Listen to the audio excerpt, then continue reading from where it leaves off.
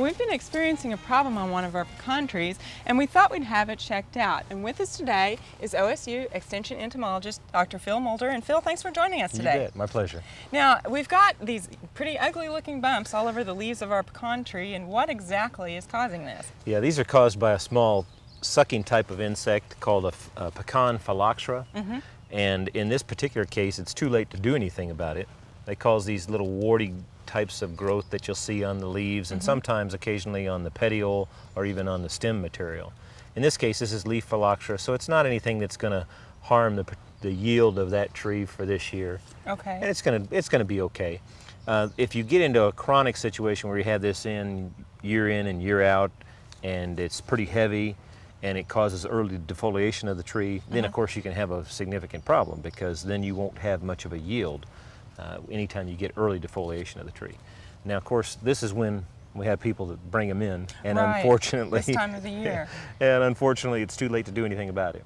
The time to really do something about pecan phylloxera, so that you don't have this warty growth that appears later on, is during the spring of the year. Usually, when the leaves are about 1/2 to maybe 2 inches in length, that's the time when you want to hit it with an insecticide to try to control pecan phylloxera. What we've been looking at is trying to develop a degree day based model where we can anticipate when that arrival of pecan phylloxera comes out, when the stem mothers start to develop and when they start producing young, and monitor for those young using sticky tapes. And we've actually been pretty successful in getting that, but you catch them by the thousands, literally by the thousands, and we're trying to predict when that peak occurs and when the best time or the most opportune time for control is. Okay, so basically you're fine-tuning when to spray in the spring to prevent this happening this time of year, right? That's correct, that's correct. Okay. In terms of controls too, basically what we use in the homeowner situation, we recommend things like malathion.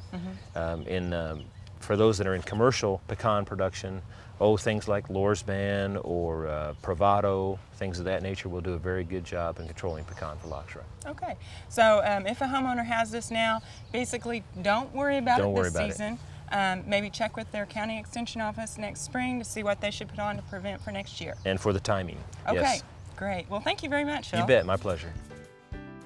We hope you've enjoyed this classic from the Oklahoma Gardening Vault.